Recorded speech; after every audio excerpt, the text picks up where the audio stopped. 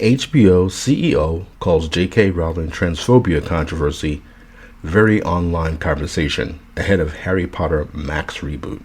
I don't know when HBO became just Max. But, yeah. Casey Bloys responds to ongoing controversy that has engulfed the series. I hate the way they characterize it, the IGN staff. They're such cowards to just call themselves IGN staff. They're helping to foster harassment of JK Rowling and harassment of people who play like Hogwarts Legacy by constantly calling this transphobia, her opinions transphobia, and calling this a controversy when it really isn't. They're helping to stir it up, but then they have the nerve to sign this fucking article by IGN staff. Such pricks. HBO and Max CEO Casey Bloys brushed aside questions about J.K. Rowling's involvement with Max's upcoming Harry Potter reboot, calling the ongoing controversy a very online conversation and affirming the platform's commitment to Harry Potter. Now, that's something that a lot of us, different people online, on YouTube and whatnot, have been saying about a lot of these issues, a lot of these SJW issues, that these are, when they say that they're making changes to a show or to a game or to a franchise, any kind of franchise, and they say they're doing it for modern audiences, they just mean they're doing it for Twitter and Tumblr and the kind of people who complain about everything. They're usually not actually fans of any of it, like people complaining about, Ashley's ballistics line or whatever. Didn't actually even play Resident Evil 4, the original, nor are they interested in playing the new one, but they still want to complain about it. So we're constantly inundated with things like J.K. Rowling transphobia controversy, when it's not a controversy. No one believes that trans women are women, and no one disagrees with what J.K. Rowling said online, because trans activists are insane. They're the ones who are going after, streamers for playing Harry Potter or the Hogwarts game, and constantly going after J.K. Rowling, including death threats and everything. During a Q&A following Warner Brothers' recent presentation via Variety, which saw it announce Harry Potter, a Game of Thrones prequel, and other projects, Bloys responded to whether Rowling's role as an executive producer would impact the ability to find talent for the series. Rowling has been vocal about her anti-trans sentiments on social media and elsewhere, including casting transgender women as predators. This is lies. And again, this is the way they frame things. She's not anti-trans. She doesn't believe that trans women are actually women. And it's reasonable to assume that there are people, because there have been stories, don't put criminals who are transgender in prison with actual women, because they've been getting assaulted, all kinds of things. And for them to frame it as she's anti-trans, see, they could do this here in America, but every time the BBC or somebody has someone on a show talking about Rowling, and they make a statement like this, BBC has to apologize so they don't get sued under the floorboards or something. Rowling's remarks have sparked backlash from organizations such as the Trevor Project and Harry Potter star Daniel Radcliffe, who has affirmed his support for transgender people. You can say, don't hurt trans people for being trans, without actually saying that they're women or men. This nonsense about men can become pregnant. If a woman identifies as a man, then yes, a man can become pregnant, but they're not men. And that's what's hurting the trans cause more than anything. I don't think in the real world most people care either way. I think they're fine with letting trans people exist. A guy walking around in a dress, they're like, fine, whatever. I don't get it, but fine. As long as they're not going into women's bathrooms or, beating women in women's sports, it's not a big deal.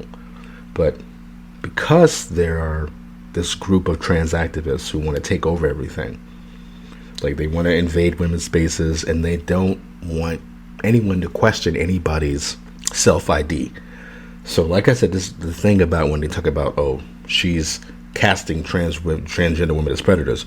No, there are people who say that they're trans who will literally, people have told the story. They'll go into the locker rooms with women and just stare at them. They'll go in there with children, dick hanging out, just looking at them, trying to get a rise out of them. They get off on that kind of thing.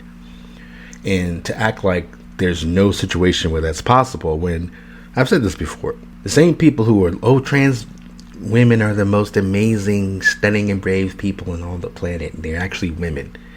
The same people who say that also say that men are the worst and capable of anything.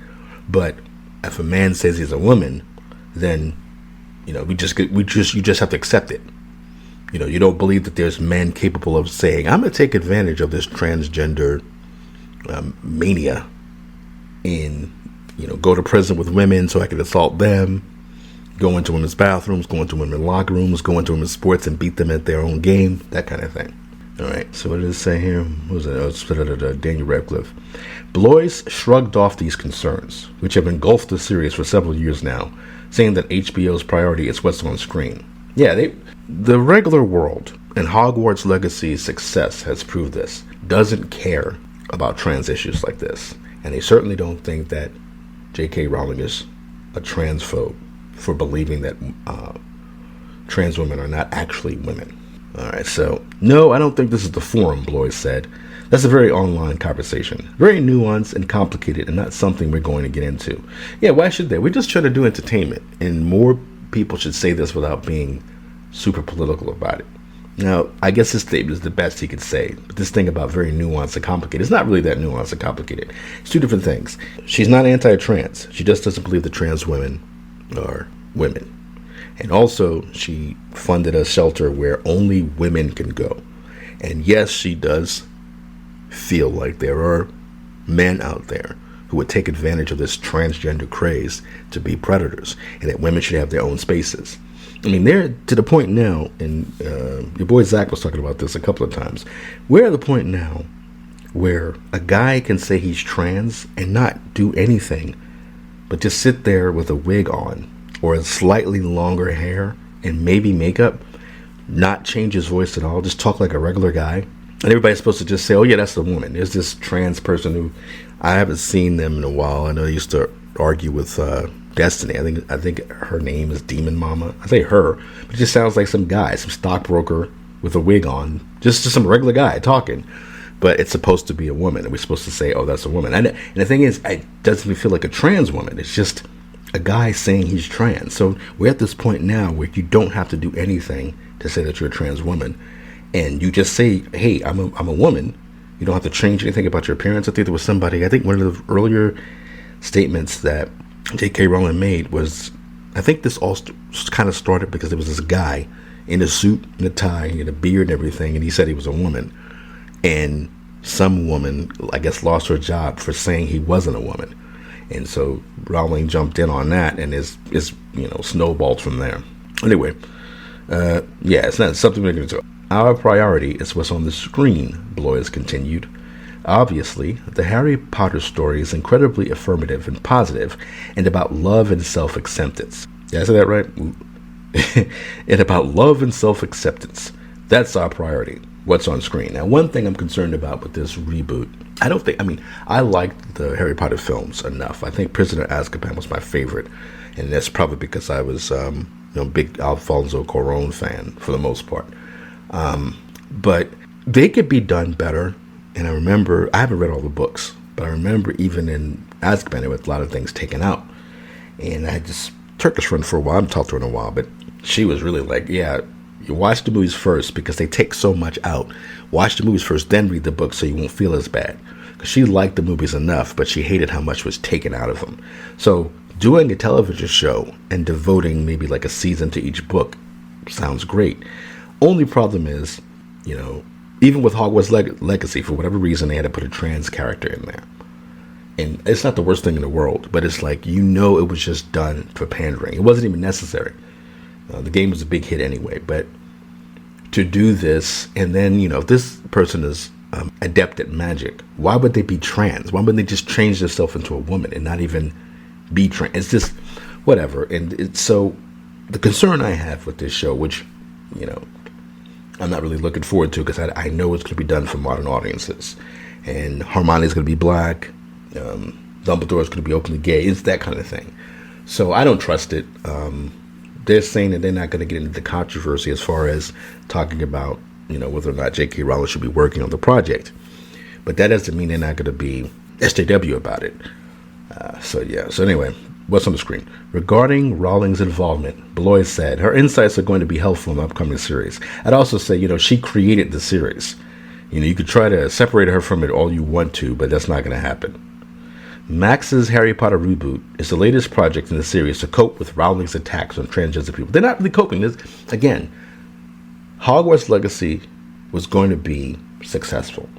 But thanks to these fucking morons, it became this massive success. It's probably I think it's still the biggest game of the year. I mean, like $1 billion. It hasn't even come out on PS4 yet. So anyway, Fantastic Beasts: The Secrets of Dumbledore minimized Rowling's role in the credits, and Hogwarts Legacy, which released earlier this year, didn't involve her at all. But that didn't stop us from attacking her. Now, to be fair, IGN did a good review that didn't mention the actual video review didn't mention anything about the controversy or like you might have to be conflicted about playing the game. Now, of course, they did do the stupid little tag in the comments section or whatever.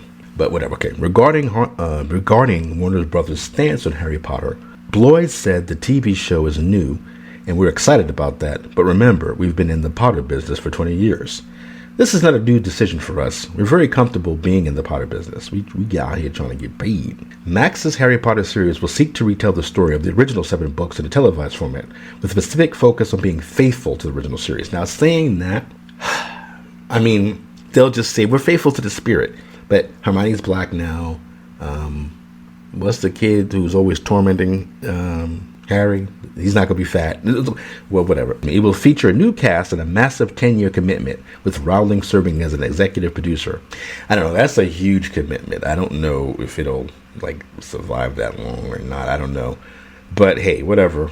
Blois said the series is still seeking writers, calling it the next step for the project. They're going to have to be smart about how they tackle this, because this isn't a real world issue. Just like he said, it's an online issue. And there are people on Twitter who tried to pretend that it's not and going crazy talking about this is a very real and a core issue in today's society. No, it fucking isn't.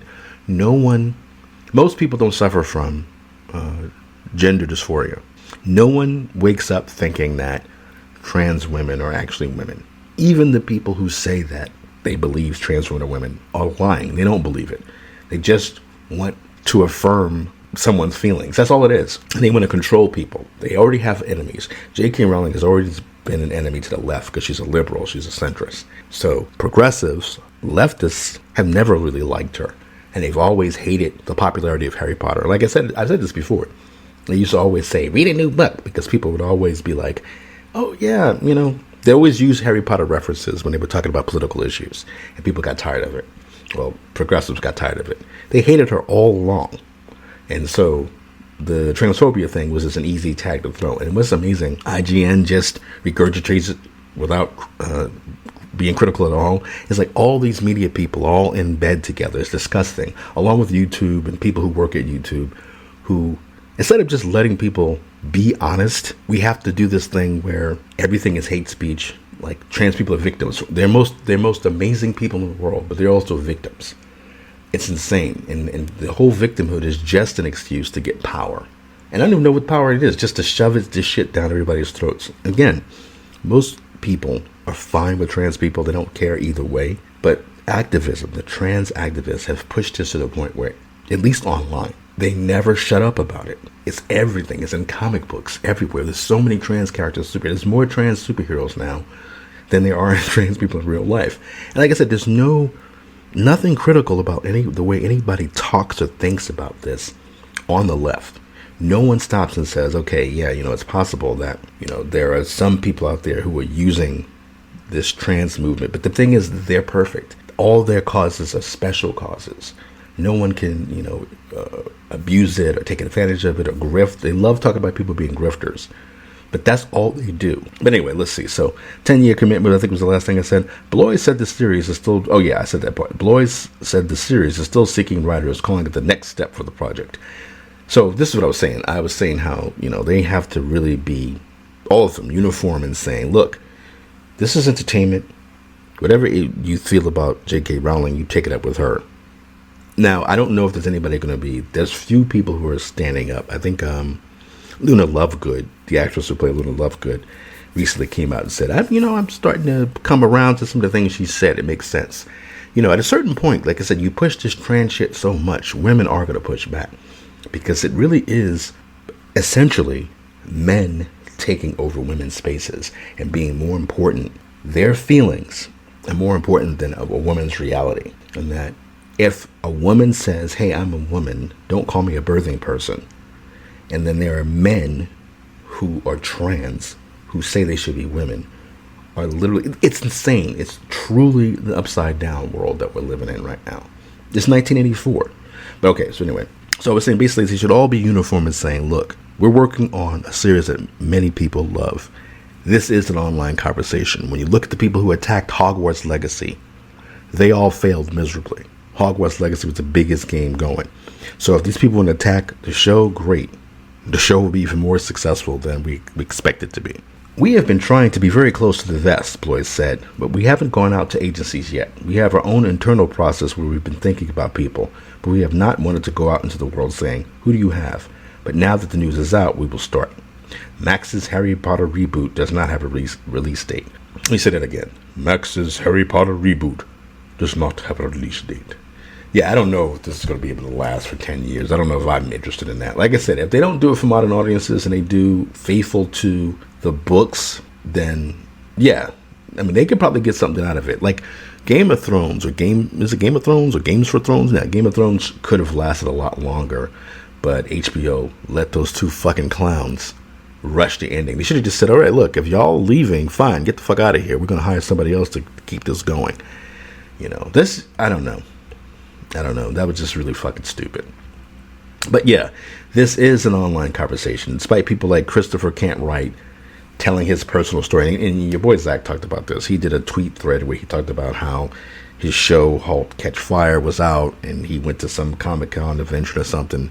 And some trans person went up to him and told him how important the show was to him, and he felt seen or whatever, even though the show isn't about trans people. And that's the thing. You don't have to write about the exact person for a person to identify with what you're writing or to feel a kinship with it. Like Spider-Man, I'm black. Spider-Man is it's my favorite, all-time favorite character, and I recognize that dude, you know.